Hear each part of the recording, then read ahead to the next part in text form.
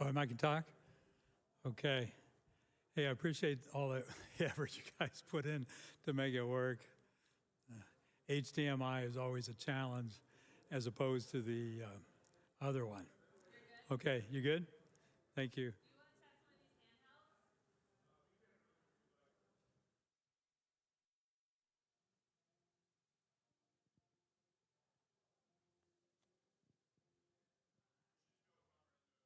Hello, hello, hello. Good evening. My name is Anna King. How are you? Can you hear me over there in that section? Woo! Bob, can you hear me over here? Another wave. We good?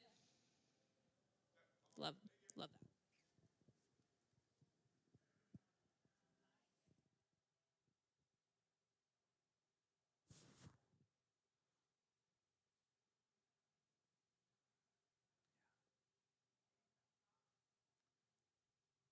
Yeah. Props. Otherwise not expected.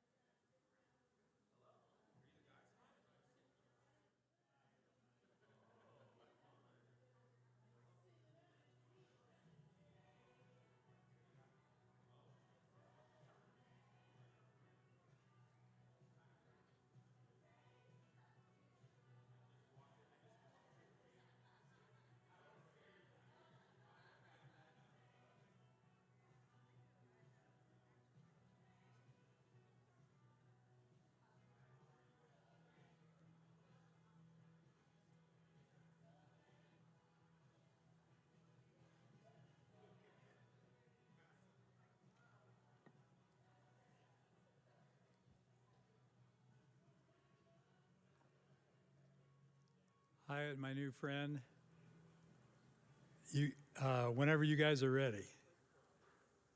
I can't quite, I think I got a thumbs up. I got a thumbs up. I can't quite see in the light. Welcome, I'll call you guys the brave of the brave. If you know me, you're brave for showing up. If you don't know me, I'm sorry for yeah. You should have hopefully a good time. Going to do something really different tonight and unusual. I've taught on this area before, and times it's difficult to understand. So we're going to unfold some things, and hopefully we'll go slow, start simple, the ball gets rolling, momentum will get going, and then we'll see where we end up. So if you're game with me, I'm ready to start, but I would like to pray because, it'll settle my nerves down a little bit. Lord, and do thank you for this evening. I pray, God, that everyone here will get a glimpse of you. They will get a glimpse of your creation in a way that perhaps they've not seen before. God, that you would be magnified in their eyes, that you would be glorified in their eyes. And God, that praise would draw out from their hearts as they see you, and perhaps in a different light or in a new light. All these things we pray in the precious name of Jesus. Amen. Well, thank you again. It is really an honor for me to be here. I love to teach. Don't do a whole lot of it these days, but so it's a good privilege for me to be here. Landon is brave. I believe he's still in Greece or on his way back, so hopefully he's having some fun. One other thing of business before I get started. I do suffer from allergies. If I start coughing in the middle of this, sorry, you have to listen to that for a minute. I'll pull the mic away and I'll move on, but hopefully things will be okay. I'll be okay. If you see me, it looks like I'm going to die. I'm old, but I'm not ready to go yet. Hopefully it'll be sometime after this evening. All right, here we go. Are you ready? Yes, okay. It's going to be a little bit of interactive along the way. I want to tell you about some friends that I have, and they're really kind of cool guys. They're called the Goombas, and they're relatively small. They're only about 1 foot high, but they're a very friendly bunch. There's a whole lot of them, and they move around. Here's kind of a picture of them. It's really hard. They're very shy, so it's difficult to get a picture. So it's really probably more of an illustration of what the Goombas look like. They have an eye out in the front of the head there, and they've got an ear on the top, and their 2 little arms coming off the side. So they're kind of little odd creatures, but they are very communal. They love each other, and they rule in a land of peace. So it really is a nice little thing. There's a challenge, though, with the Goomba world. They're very, very thin people. In fact, you can almost say the Goombas are totally flat. And if I may, I have an illustration. The Goombas live, in essence, how many people have seen ant farms before? Got several of you know what an ant farm is. So I got one as a sample here. Ant farm is basically 2 panes of glass, or in this case, plastic, and ants live in the sand down below, and they live in a little farm like this. So they live, the ants live in a very narrow world. Well, the Goombas do the same thing. They live in this really narrow world. And Goombas travel basically in 2 directions. They can go along this way, and then they can dig down and go up. So they have only 2 directions of travel. They live in this real simple world. But the cool thing about the Goomba world is it's actually quite large.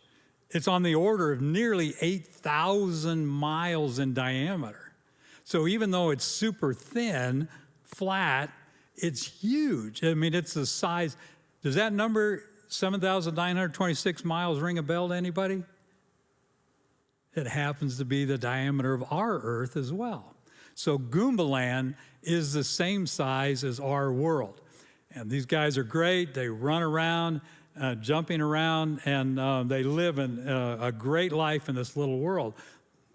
But there's things they don't know. There's some mysteries to the Goomba world, and we'll unfold them. There was and I love it, Landon always likes to quote saints.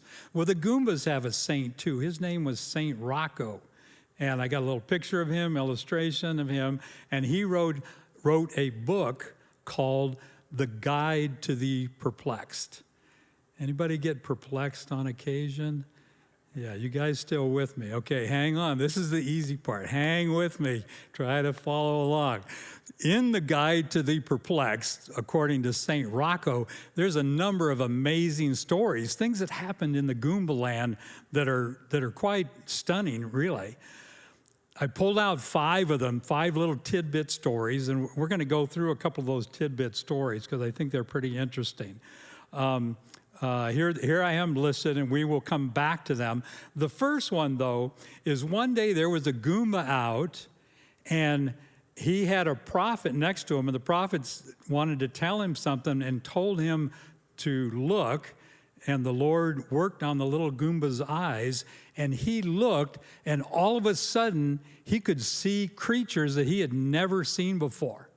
And it was amazing. Like they were just, he saw stuff that he had never seen before. It was incredible. And these other creatures were called the Dons. So the Dons were living there, but the Goombas couldn't see them, but they were there. Another time, a hand appeared right out of nowhere. Several Goombas were having a little party. They were sitting down there, and all of a sudden, this hand appears out of nowhere and literally writes on a wall. And the Goombas were shocked, couldn't figure out what was going on. Very strange, very weird happenings in the world of the Goombas. Another time, a leader, one of the Goomba leaders, one of the great Goomba leaders, he appears out of nowhere. They're just walking along one day and poof, poof. All of a sudden, there's this Goomba leader there. They walk with him for a while, or really jump with him because they do more jumping than walking. And all of a sudden, boom, he disappears again. And the Goombas couldn't figure out what was going on. And these are recorded in the Guide to Perplex, these stories. And as time went on and the generation of Goombas went on, people were questioning whether these things had really happened at all. There was also this crazy story of a Goomba who traveled to some place and saw something that he tried to describe to people, and this confusing description of this creature he saw, and no one could figure out what it was.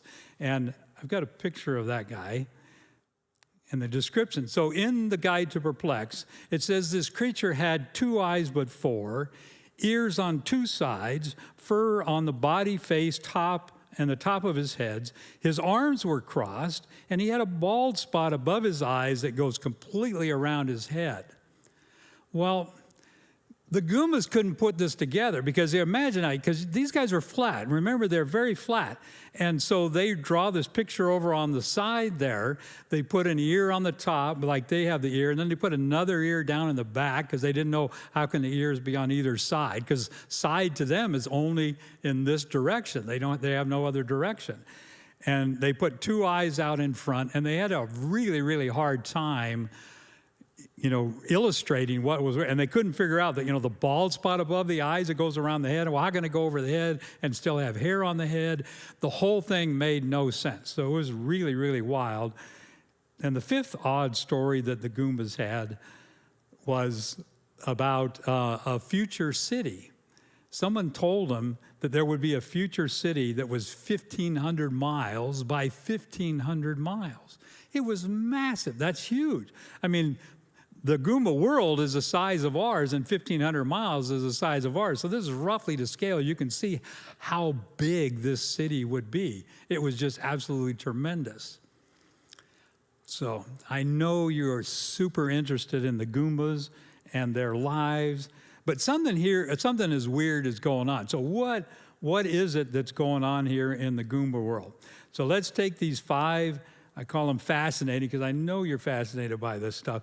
Let's take these 5 little fascinating tidbits and try to unpack it, because there's something about the Goomba world that eludes them, but we here can talk about it. What's really going on? So we're going to shift gears here a little bit. It's getting a little more challenging. Here we go.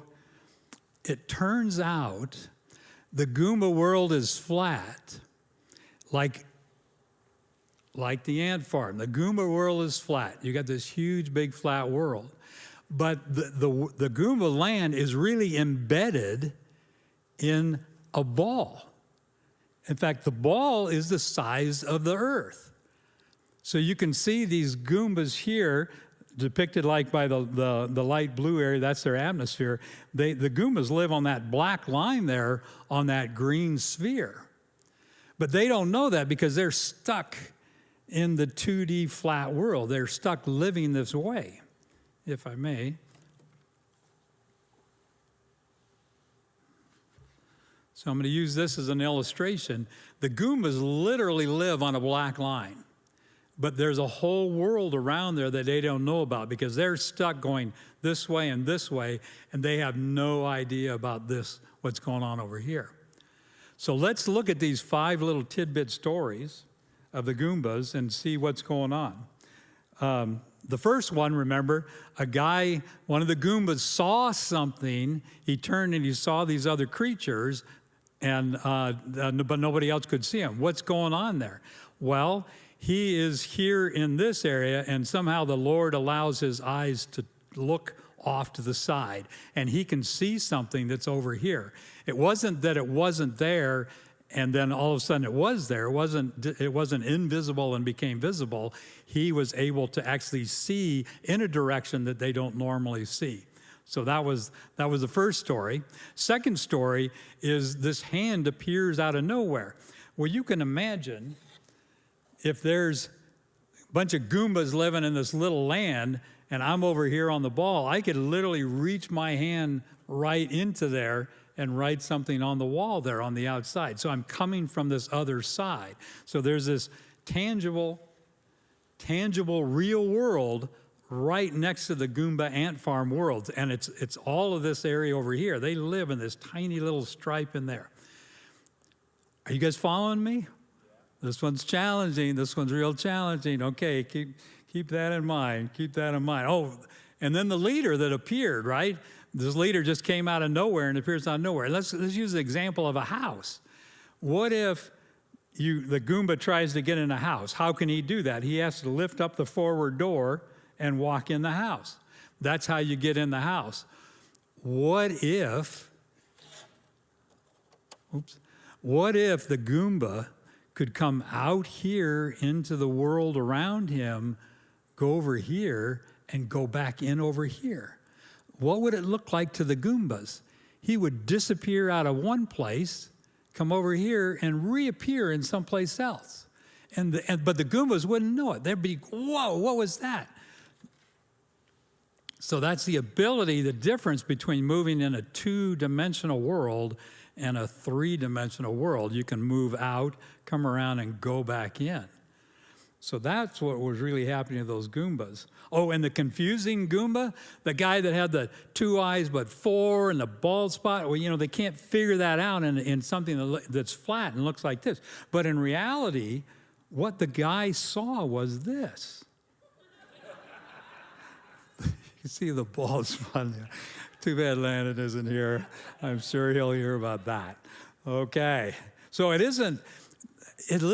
what was incredible to the Goombas, something they could not process. How could you have a bald spot above the eyes and things on the opposite eye with fur going around? They couldn't process it. They couldn't understand it. But in reality, the solution is very elegant. It puts together in a very common sense, reasonable way to those of us that live in a 3-dimensional world. We can see these things and understand these things. Oh, and the city, when they read that the city was 1,500 miles by 1,500 miles, it turns out that it isn't high in their area. What really was being described is a city that comes out over here on the ball, and it's 1,500 miles by 1,500 miles. So what they thought was this huge, tall city was really a flat city over here on the side.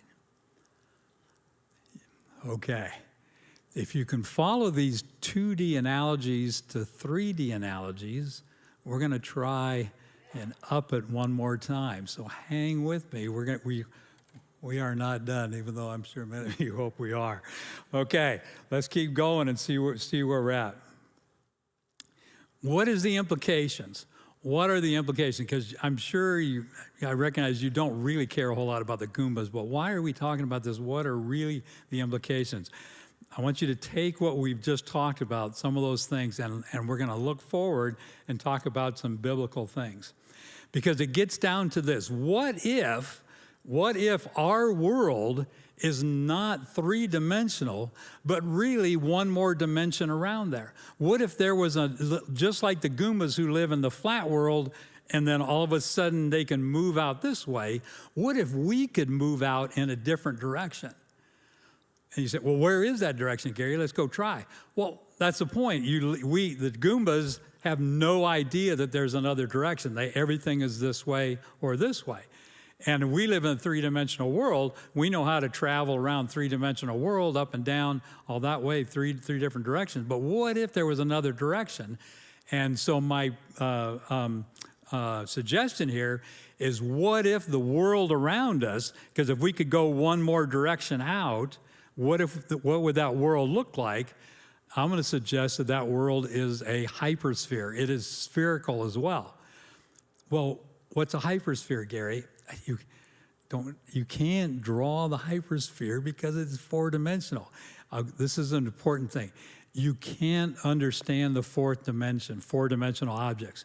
Our brains are three-dimensional, right? We understand the three-dimensional world. We can't visualize a four-dimensional world. You can't draw a picture of a four-dimensional world. It doesn't work that way. So what we're doing is we're taking analogies, two-dimensional to three-dimensional, and we're going to apply the same analogies, three-dimensional to four-dimensional. And oh, by the way, what if heaven was this other side? It's a concept that little children are very familiar with. It's a concept that we're familiar with as well. We know that there are angels around us. We view them as being invisible. What if the angels around us were actually visible and they were just there on that other side? What if heaven was right next to us all the way around? What if all of that was there and heaven is really just in a higher dimension right next to us? We're going to explore that just a little bit here. We're going to look at these same 5 stories, but we're going to look at them from a biblical perspective and see if we can gain some further insight. First one we want to talk about is Elisha. Then Elisha prayed and said, "O Lord, I pray, open his eyes that he, the servant, may see." What are we talking about here? Do you remember the story where Elisha is there with his servant at a place in an area called Dothan? They're there in Dothan, and over that evening, the bad guys have showed up and surrounded them. And the servant comes running up to Elisha, and he tells him, "Hey, the bad guys are here. We're in real trouble. What's going to happen?" And Elisha is not worried because he knows there's something going on in the spiritual realm right around him. And what does he do? He prays and asks God to open the eyes of the servant. So he prayed that, open those eyes. And the Lord opened the servant's eyes, and he saw, and behold, the mountain was full of horses and chariots of fire all around Elisha. So the servant sees something. God opens his eyes. He does something with his eyes. He opens his eyes, and he can see something that's now there. It was always there, but now he can see it. He sees a mountain. He sees horses and chariots of fire. Anybody know what horses and chariots of fire are? This is a tricky thing. I chased that for a while. I have an illustration of horses and chariots of fire. This is really wild. He's seen horses that appears to be on fire. I'm going to do a little side note, chase a small rabbit hole. I chased this for quite a while, trying to understand what the fire aspect of these horses are, and as best I can ascertain from, I say days of research, best I can ascertain is that it is a Shekinah-like glory. You remember in the Old Testament, the Shekinah glory and the Shekinah fire that followed the Israelites coming out, the pillar of fire and the pillar of fire at night and the cloud by day. And also at the temple there, when Solomon dedicated the temple, there was a literal visible light presence there that was called the Shekinah glory. I'm guessing it's something like that. I say most of the commentators and theologians think that that's something like that. So, but anyway, we got these chariots that appear to glow with this kind of glory. We see the horses appear to be glowing with these things. So these are all there, right there next to where Elisha and his servants are. Okay, one other quick side note. Bonus question. Why did Elisha know that these things were there? Anybody recall? Remember, Elisha was a protege of Elijah, the prophet. Elijah, the great prophet. He did a whole bunch of miracles, and Elisha was his protege following him. And Elisha was bold enough to say, hey, when Elijah goes, I want a double blessing of what he did. And interestingly enough, he did, the scriptures record he did twice as many miracles as Elijah did. But anyway, he wanted to follow Elisha because he knew Elisha was headed towards heaven. And so as Elijah is trying to get rid of Elijah is trying to get rid of Elisha, and he keeps heading all these various places, and Elisha is tailing him all the way. And finally he gets there, and there's this whirlwind and this is, I just can't imagine what happened. They're out in the plains of the desert, and a whirlwind kicks up this massive thing, and it must be creating this hellacious noise that's just spinning like crazy. And all of a sudden, out of nowhere, boom, comes a horse and chariots of fire just dash out into the scene because Elisha is trying to follow Elijah into the whirlwind, and God didn't want that to happen. So he sends a chariot of fire out, and he runs interference for and pushes Elisha out of the way. And all of a sudden, Elijah steps into the whirlwind, and out he goes. And so Elisha had seen these horses and chariots of fire and knew that they were there all along. Anyway, side note, okay. This is important. It's not that the invisible became visible. They were not seen. The unseen becomes visible. There's a difference. The invisible is nothing you see. Like Hyatt is here. You can't see him. But if you look back there, he's running the booth back there, and if you turned in the right direction, you would see Hyatt back there. So Hyatt is not invisible, he's just unseen right now. Okay, another story. Belshazzar. Belshazzar Belshazzar needs a lot of help. His grandfather was Nebuchadnezzar. Nebuchadnezzar, the greatest age of the Babylonians, conquered most of the world. Absolutely a stunning, amazing guy. His son probably fought in some skirmishes as well, and now we're down to it. Belshazzar's, in the scripture, it says his son, but realize there's no a word for grandson. So, but he's really Nebuchadnezzar's grandson. So here we are. This guy is now the epitome of entitlement. He's never been in a battle. He's never done anything. And he, in his arrogance, he goes and gets the Israeli temple objects, and they're going to party with these golden objects. And this is a real problem. And he has this giant party, brings all the top guys in. There's 1,000 to 2,000 people in this room, and they're partying it up. And all of a sudden, a hand comes out of nowhere and writes on the wall. It is a history-making moment that even we know about, not only within the church, but people all over the earth know about it because of what is said there to Belshazzar. He gets really, the whole thing is just an amazing occurrence. Belshazzar himself he's absolutely terrified at this hand.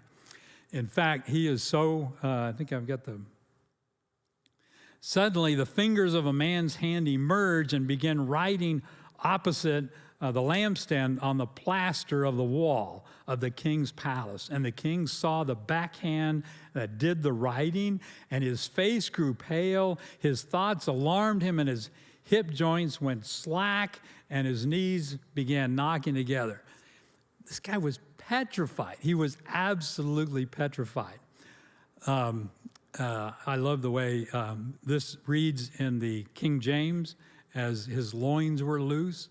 If you're a little confused at what exactly is happening, the guy soiled his pants is really what it gets down to. This guy was absolutely terrified.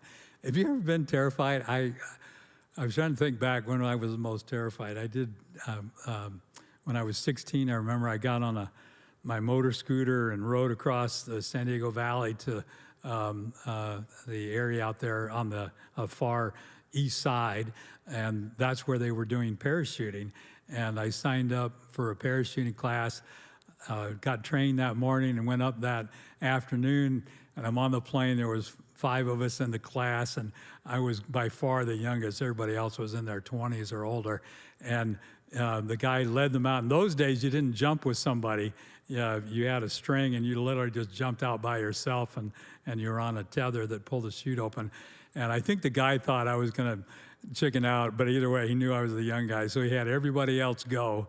And then my time was coming. He looked me in the face, in the eye. He says, when I tell you, you crawl out on that strut, he says, when I slap your thigh, you jump. And he said, let go and jump. And so I crawl out on the thigh, or I crawl out on the wing when he tells me to, and I'm hanging on for dear life. And I am petrified. I'm absolutely petrified. And he slaps me on the thigh and he says, go. And I'm absolutely petrified. And he slaps me, like, go. And he hits me and I let go and I start falling. And and I get this sensation that I'm starting to go head first. And I'm thinking, I'm going to die. I'm going to die. I'm going to die head first. I'm going to die. And all of a sudden, the chute pulls back and opens up. And I'm floating. And I had the greatest next, probably about a minute I floated. It was absolutely fantastic. So I loved it, got a little certificate, went home, showed it to my mom and dad, and my mom freaked out. She goes, what were you doing? Anyway, that was, that was a really, I was very scared. Anyway, side story. This guy would say, I did not soil my pants that day. I've never been quite that scared. Oh, okay. So one other thing on Belshazzar, just for fun, the note that's written on the wall is a scathing indictment, and they had to call Daniel, and no one can read it because apparently it's in code. According to Jewish legends, it's actually what's called an atbash, which is where if you take the whole alphabet, going from A to Z, and you fold it on itself, and then you look crosswise, each of the letters are inverted crosswise. And apparently it was a relatively common code because Daniel, when he comes in, he just excoriates Belshazzar for being an entitled guy who should have known. I mean, your grandfather was the greatest guy, but you remember that 7 years when he crawled around like an ox because God humbled him? You should have learned those lessons. But anyway, Belshazzar didn't. So his scathing indictment is, your number is up.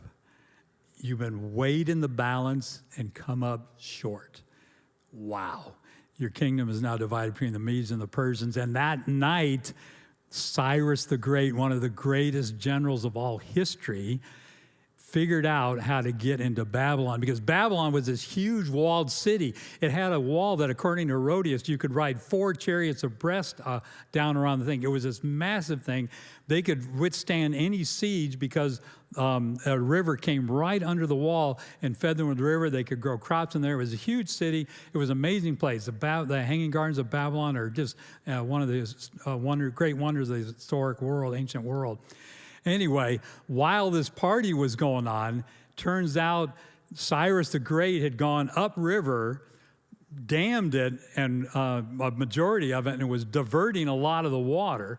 And while these guys are partying, think that even though they knew that the Persian Median Empire was at their door, they're partying away because they're safe inside the city. That night, as the water level is slowly dropping, Cyrus sends in basically their SEAL team, so to speak, and their crack SEAL Team 6. They go under the wall. As the water drops down, they're able to get under the wall. They capture the palace that night, and by the time people get up, the kingdom is conquered, and it takes days before people realize that they have been overtaken by the Medes and the Persians. If you don't know who the Persians are, they happen to be the Iranians, and so the Iranians took over. The Babylonians are basically in the Iraq region. That's the Iraqi region. And the Cyrus the Great had united the Medo-Persian. The Medes are up northern Iraq, Armenian area, and he had united those guys, taking over. Anyway, just all side stuff. Holy moly! I got 7 o'clock. Is that what you guys have? Okay.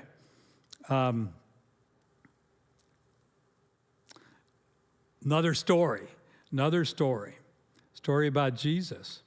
So when it was evening on that day, the first day of the week, and when this is after Jesus has been resurrected, and when the doors were shut where the disciples were for fear of the Jews, Jesus came and stood in their midst and said to them, "Peace be with you." Jesus appears in a closed room out of nowhere. He's got a physical resurrected body, right?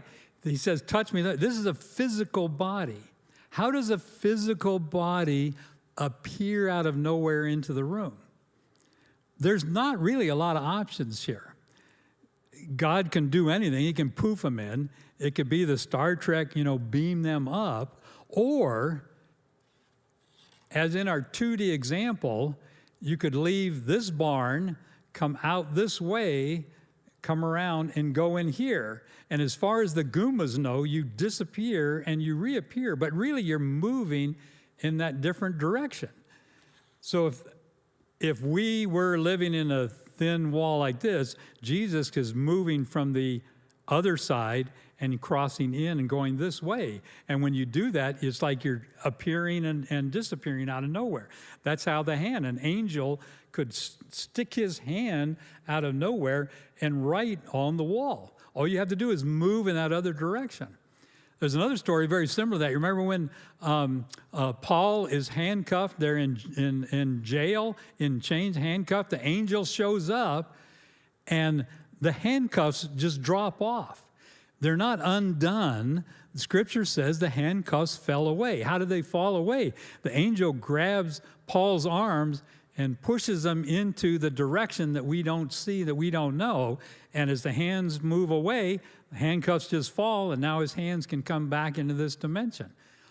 It's a multi-dimensional thing. It's as strange as it is, as hard it is to grasp. Don't try to visualize 4D, but think of the 2D, 3D analogy, and it's that same kind of thing happening. Are you guys still with me? This is challenging. This is really challenging. Okay. So there's Jesus is showing in the room. They got a 1980s pictures of him because too bad they didn't have photographs back then. Oh, okay.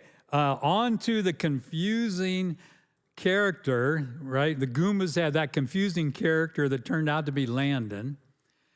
Both in Ezekiel and Isaiah had the unique privilege of going to the temple of the Lord. And they wrote things there that they saw, and they tried to describe them to us. And we read these things and we go, how can that be? How can an angel have 4 wings and 4 faces? And so people try to draw pictures of that, and this is what they come up with.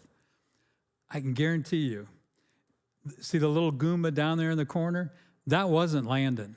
That was the Goomba's best shot at drawing what Landon looked like. Those pictures there, not even close. Because the angels are 4-dimensional creatures. And, well, Gary, they're a 4-dimensional creature. Can you draw us a picture of what they look like? No, I just told you we can't visualize it. We can't write it down. We can't see what's going on. But by analogy, by the Goombas, that's best they can see, we recognize that it's something different. So the takeaway on the cherubim is not that I'm going to tell you what they look like. I'm really going to tell you what they don't look like and recognize that we're speaking in one higher dimension. That makes sense? A couple of nods. Some of you, I feel like I'm definitely losing. Okay, if I haven't lost you, let's try another. This is going to get a little more challenging. Recognize that a circle, I'm going to use this as a circle, it has one angular rotation. So it's constant radius. You go radius around, and it has just one rotation. When you go to a ball, you can rotate this way, and you can rotate this way. So it has two angulars of rotation. When you go to a hypersphere, which is what I'm proposing our world really is, you actually have another rotation there. So there's another direction. So the reality is we can actually do math in 4 dimensions. So the only people that really understand 4 dimensions are, as often stated, are mathematicians and little children. Little children seem to be able to grasp it. So let's talk about the Earth for a minute, going from 2D to 3D to 4D. If we take a flat plate that's a two-dimensional flat plate that is nearly 8,000 miles in diameter, the size of the Earth, and we assume that 3/4 of that is covered by water, and we space the little Goombas apart by 578 feet, we could get 170,000 people, 170 Goombas, in that 2D world. That's a lot of people. But if you go to, let's take it up one dimension. If you go to a ball, you assume 3/4 of the ball is covered by water, the rest of it is land, and we put everybody the same 578 feet away, but not only here 578, but this way they're 578 too. It turns out we could put 12 billion people on the planet. And where did I come up with the 578? That if you take the U.S. population, divide it by the square feet, that's kind of what you get out. In America, we're spaced roughly 578 feet apart. That gives us each about 7.7 acres. If your house isn't on 7.87 acres, you can complain to somebody that you need a little bit more land there. But 12 billion people, that's a lot. Current population is what, 8 million or so?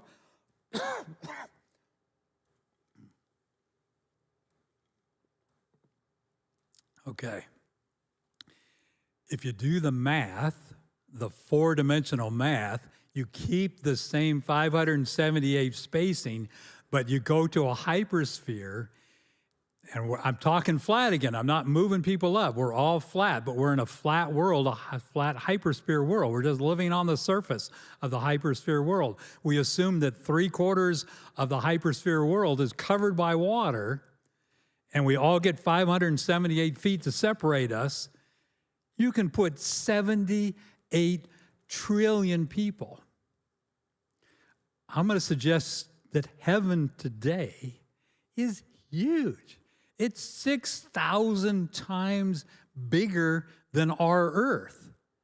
But it's not Jupiter, right? I'm not talking about going to Jupiter and getting weighed down by gravity. We're on the same radius. We're on the same gravity. In fact, it's connected. It's the same time-space continuum. You would expect distance in this direction to be the same as distance in this direction. You would expect time over here to be the same as the people living here. They spend their time. And when you go to a 4-dimensional world, time is the same. And we actually see that in scriptures. There's a story in there of Daniel. I think it's Daniel 7 or 9. I can't remember which. He's visited by an angel. And Daniel is praying and praying. He's praying for 21 days, 21 days. And all of a sudden, the angel appears, and he starts talking to him. And the first thing out of the angel's mouth is, "You can't believe what I've been through to try to get here. I've been fighting these guys over here for three weeks. 3 weeks is 21 days. Daniel's been praying for 21 days. They experienced the same time. Measurements are exactly the same too. The angels use the same measurements that we do. In Revelation 21, it talks about a future city and the new heaven and the new earth. The city is laid out as a square, and its length is as great as its width. He measured the city with a rod. He measured the city with a rod. There's so much in here. 1,500 miles. Its length, its width, and its height are equal. That's 3 dimensions, according to human measurements, which are also angelic measurements. Well, that's weird. Why would he even say that? Why would he say that's angelic measurement? Because he's helping us understand what's really going on. In the way that angels measure it, which is the same way we measure it, the thing is actually similar. So we get this giant cube, 1,500 miles by 1,500 miles by 1,500 people show these things all the time, and it just cracks me up. I love it. How many people here are looking forward to living in the most massive apartment complex they have ever seen in the world? I mean, this thing is huge. It's absolutely 1,500. This is 660,000 floors. And if it had an elevator, the fastest, I looked this up the other day. Excuse me. The fastest elevators, I think it was in Japan, 47 miles an hour. The fastest elevator would go to the top in 33 hours. Now, I know we're going to have a lot of time, but still, sitting in an elevator for 33 hours, listening to that music, weighing your way down, finally, and then you have to walk out, and you walk out and you get outside, and you go, oh, man, I forgot my keys. And now I got to go back, ride the elevator. And you know, now, I know most of you are going to get window apartments. I don't know that I've done all that well. I have a feeling I'm going to live right next to the elevator shaft, some high level up there, with that, right in the middle of the building. So I've got a long way to come down. But anyway, I'm getting sidetracked. I think my wife's going to get a outside window. But anyway, I don't really even think this is it. I have a question. This is a challenging question. So let's see I'm going to see if any of you can figure this out. Or guys, this. If you were to buy a plot of land in the ant farm world, what would the dimension be? How would it be measured? If you bought a plot of land in here, how would it be measured? Anybody? A plot of land would be measured by, I heard length and height. Another thought, linear. And grid. I appreciate that. I think you're there. You buy a plot of land in this farm, it is measured in feet or miles. It's one way.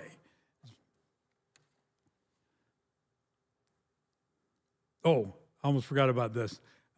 Before I get to that, let me, just in case you're having trouble grasping the size of 1,500-mile giant apartment complex. This is 64% the size. This is nearly 2/3 the size of the moon. This thing is huge by volume. And recognize that the SR-71's got the high altitude record. It flies at 85,000 feet. The space shuttle on most of its flights, it's around 200 miles up.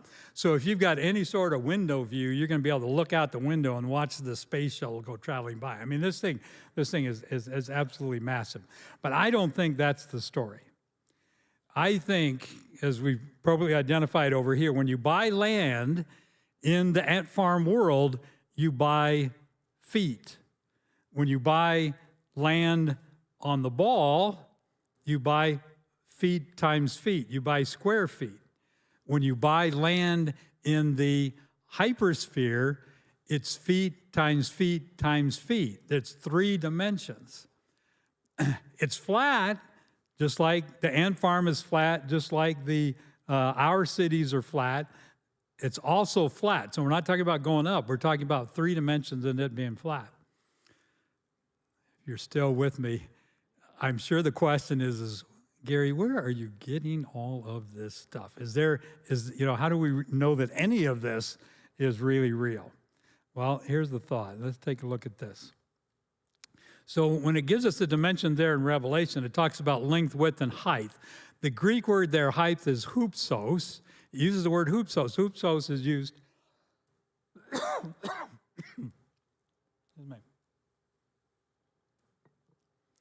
Hupsos is used 6 times in scriptures, and every time it's used, the inference is in the spiritual realm direction. Like Luke 1, speaking of the Lord rising from on high. Luke 24, the disciples getting power from on high. Ephesians 3, it speaks of God's love for us, and it uses actually 4 dimensions there, including height there. Jesus, after he dies, he leads the captives free. They go on high. And then the last one was James, our brother is exalted on high. There's this clear implication that high is in the direction of the spiritual realm. Then there's the one in Revelation. In fact, New International Dictionary of New Testament Theology, quote, used absolutely, hypsos often denotes the heavenly realms. They're speaking of moving into the heavenly realms. Okay, a quick glossary thing. I got to get moving. Quick glossary thing. When I use the word heaven, I'm speaking of that world in the other direction from us. Heaven is in the other direction from us. It's also referred to the heavenly realm. It's also referred to as in Ephesians 6 as heavenly places. It's also referred to, I think, as in Colossians, the unseen world, and it's also referred to colloquially as the spiritual realm. All those are the same thing. They all derive from the Greek word Uranos, which means heaven, really the third heaven, because we're talking about air and outer space. So this is the third heaven. It's that portion of the hypersphere that's right over there. And I'm proposing that it's in a higher dimension. It's in hyperspace. Am I the first guy that's come up with this weird stuff? No, actually, this has been suggested. Excuse me.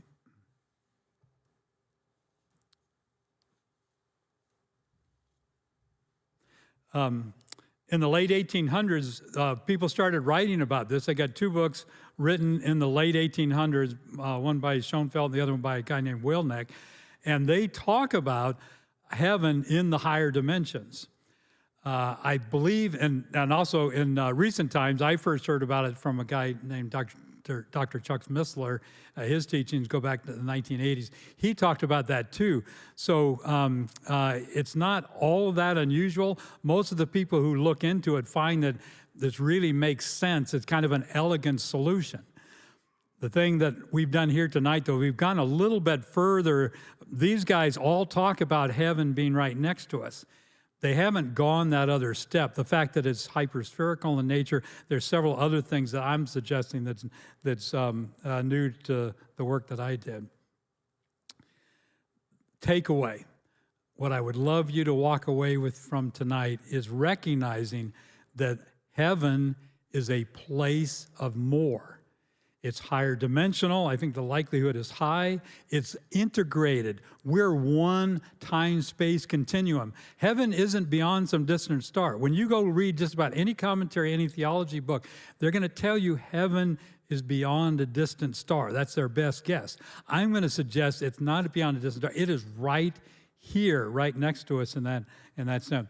And it's a place of more. As we looked at the space, it is absolutely humongous. It's massive. It's 6,000 times the size of our Earth, even though it has the same radius of our Earth. Color and light. Light is an electromagnetic wave that comes along like a wave going to the beach, and there's a photon in the middle of that, like a surfer riding a wave, and it's a three-dimensional thing. When you move into 4 dimensions, all of a sudden the wave can now move into a different direction at the same time. And so it's going to create a whole new series of colors that we can't see today, that we don't understand. Colors are going to be incredibly vibrant, incredibly just astounding, incredibly radiant, incredibly vibrant. Sound, we hear sound waves come. They're also pressure waves, they're acoustic pressure waves. They will be able to travel in a different dimension. It'll be incredible. The sounds that we can hear are going to be quite a bit different. It is a place of more. It's hyperspherical in geometry. I'm guessing at that, but I think the likelihood is reasonable. There's terrains, there's mountains. It has oceans and seas. It has extensive vegetation. It has a breathable atmosphere. There's animals there. Beyond the horses, there's other animals. There's technology there. We know there's buildings. The God's throne room is there. We've seen chariots there. Somehow that stuff is there. It's got to get built. And we also see creatures that in all likelihood, like the cherubim, are four-dimensional. So there's a lot going on. Heaven is a place of more. Okay. One final. We're going to do some questions. If you would like a copy of the slides, feel free to email me at there, and I'll send you a copy of the slides, no problem. The work that I did for this, I did as my doctoral dissertation, and this book I wrote, the hyperspace book, most of what we talked about is in here, and this is kind of that basic intro. It makes the case that heaven really is in hyperspace right next to it. You can get those. Also have a follow-up, and this one says, okay, if we assume that heaven is right next to us, what's all the details? And this gets into the angels, the animals, and all that. And then, because I don't know how to, I'm a technical writer, but because I'm trying to write some novels, I wrote a book about the novel. This is about a guy who dies. The opening chapter, unfortunately, our hero dies, but he has to get to heaven, specifically where Jesus is. And this is his story, his journey. And then the other one is another novel I wrote. He makes it to heaven. He gets there where the Lord is, and now it's his first year in heaven. What's it going to be like to live in heaven? Some wild stuff here that many theologians will challenge me on, but there you go. If that's of interest, I will bring some of these for sale next time. I'll sell them for $10 each, and I'll bring some for sale next time if you want. You can always go on Amazon and get them off Amazon. If you email me right there, then I'll send you the link to the books on Amazon. Questions. I love questions. AK has got a mic for anybody who's got a thought.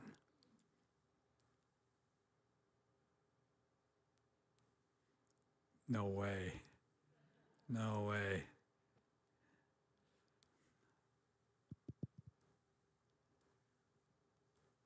You might correct me.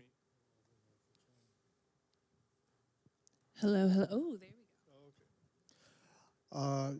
You might correct me if I'm wrong, but doesn't Paul somewhere mention seeing the seventh heaven?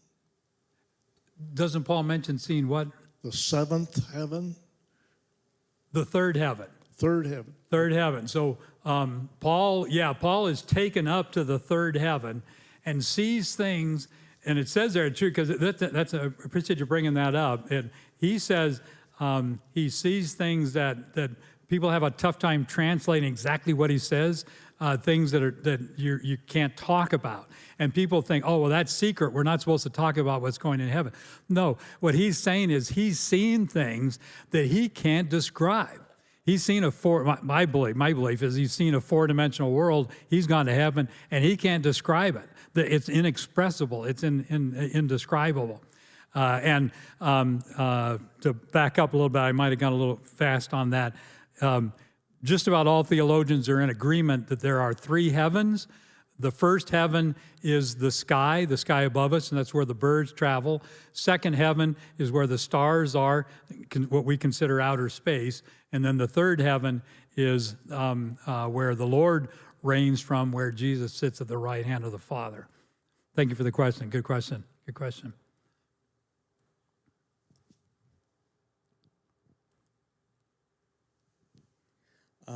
In your view, is there some sort of distinction between like this fourth dimension right now versus what might happen when like Jesus comes back for a second coming? new heaven, new earth. Is that the same thing to you, or is there a difference there? Excellent question. Thank you for the question. Question is about this veil, excuse me. I love this question. Part of the question is, when you read early Genesis, it would almost appear that there's this free flowing between spiritual creatures and Adam and Eve. Some people think that in the olden days, or not, I should say before the fall, that Adam and Eve, because the Lord himself comes in and he's walking in the garden. Perhaps the whole realm was opened up back then, and they could actually go back and forth. And when Adam and Eve sinned, there's what I'll refer to as a crack in space-time, and that fractured, and now that separated the heavenly realm from us, and now there's I'm going to use the word a veil between us, and we can't pass. Angels pass on occasion. The Lord passed in his resurrected body on a couple of things we read about, but in general, we cannot pass through that veil the other way. Will this crack in space-time ever get healed? Excellent question. Speculative, on one sense. I'm going to admit something to you all here. I believe in a 1,000-year millennium that's in the future, and there's question when the 1,000 years starts, is the fracture in space-time repaired then? Good question. Perhaps.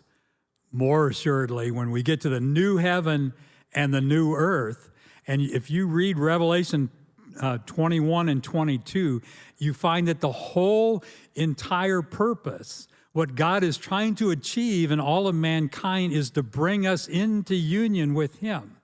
And I'm going to suggest that the veil is dropped completely, and the renting of the veil when Christ was crucified was only a foreshadowing of what's going to happen. And in the distant future, in the new heaven and the new earth, there will be no veil, and you'll be able to, both the angels and the humans will be able to transit back and forth in all the realms, and God himself will live with us and reign. And that's what he's been after that for thousands of years. It's been the goal for thousands of years. Good question. Thank you. There we go. I'm kind of afraid to ask this because I don't know, but so how does hell work into all this? Like when Satan's cast down, like where would down be? Oh, I love this.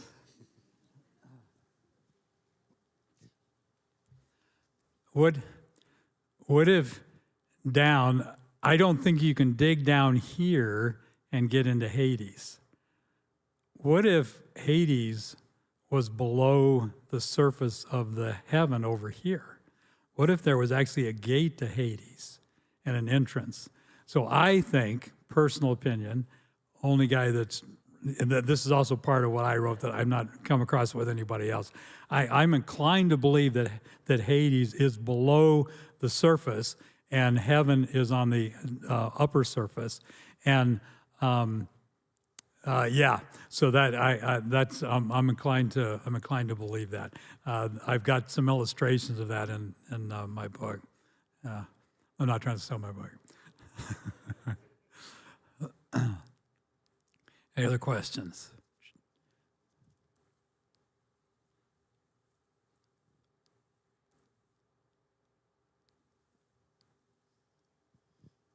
Is time part of the fourth dimension? Is time part of the fourth dimension? Yes. Good question. So in our time-space continuum, time is a very integral part of our dimension.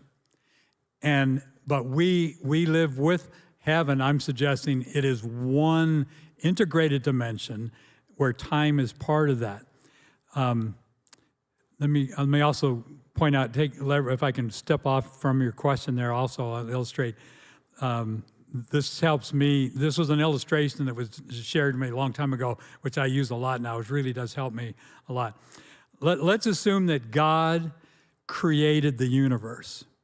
I'm just going to use this as a ball and say this is what God created, and pretend this is a chess. Inside God's creation was the earth. Inside here was the stars, everything we see. Heaven is inside of here. Everything God created is inside this, I'll call it a ball, inside the ball. That's what God created. Is God in the ball? No. God is outside the ball. God creates the ball. The time is a factor of this, I'll call this what he created, time-space continuum. So time runs through the continuum. Everybody who's in the ball has to live, or is moving according to time. Is God moving according to time? No, he's back here. He sees across time, he sees across time all at once.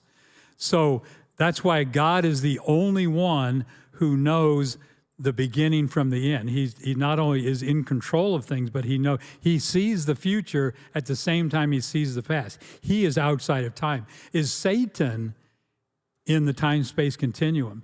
Yes, he's a created creature. He's part of the time-space continuum. Satan has to go through time. That's why Satan can't predict the future.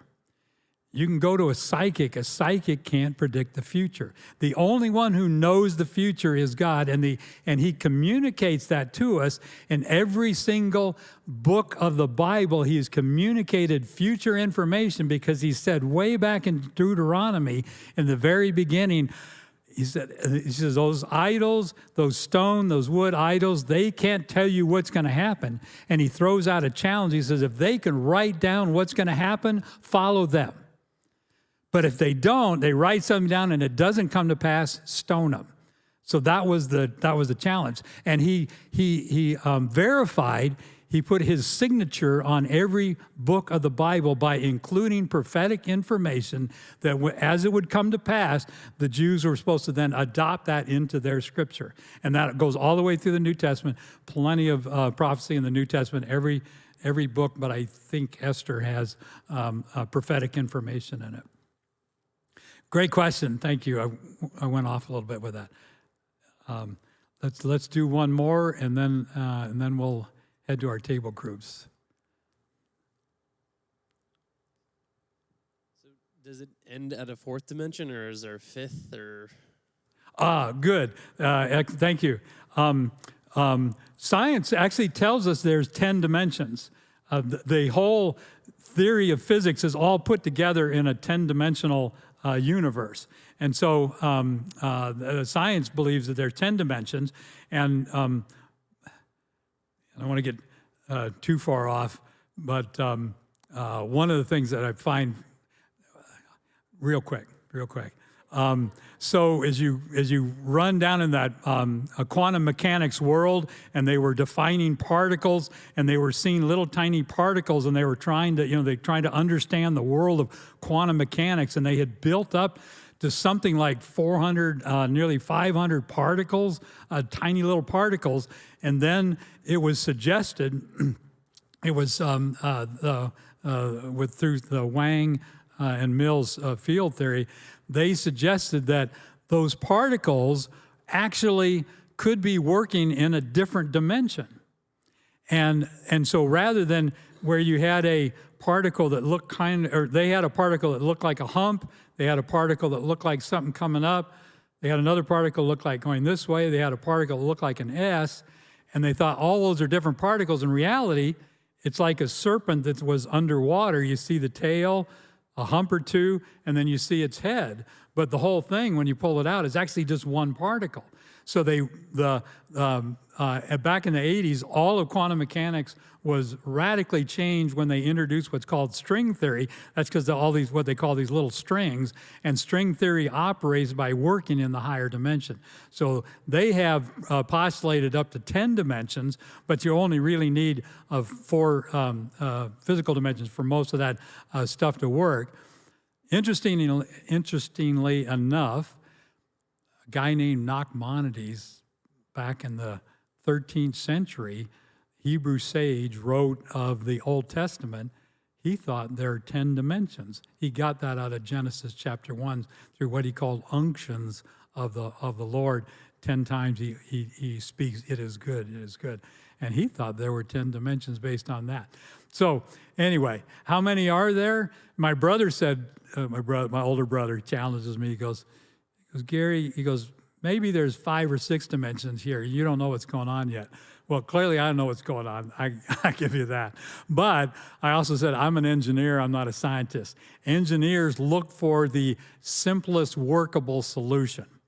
So I've proposed 4 dimensions, and all of this stuff comes together. Could there be more? Yeah, there could be more. Maybe there is. I don't know. Like I say, some physics says 10. Nachmanides said 10. Maybe there's more out there. But yeah, thank you. Thank you. Okay. You guys have been really good. I appreciate you coming.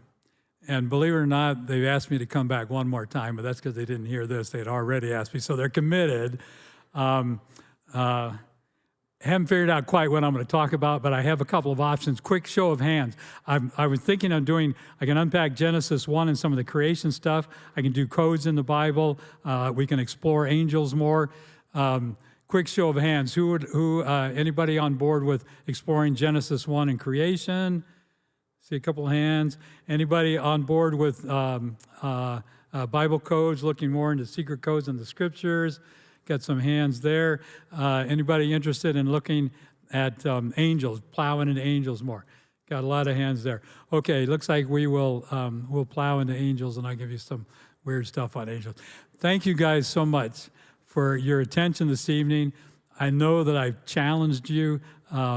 It is hard. I talked with my younger brother the other day on the phone, and that last book down there, the book on heaven, First Year in Heaven, he just read. He said he appreciated the book. He loves it. He says, Gary, I'm still struggling to understand this whole hyperspace thing. It's hard.